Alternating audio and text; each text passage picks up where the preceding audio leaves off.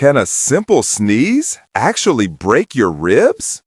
When you sneeze, the air blasts out of your lungs at nearly 100 miles per hour.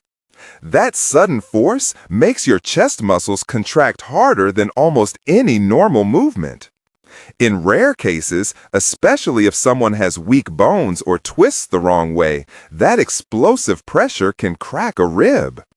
Doctors have even documented patients who injured their spine, tore muscles, and popped blood vessels, all from one violent sneeze.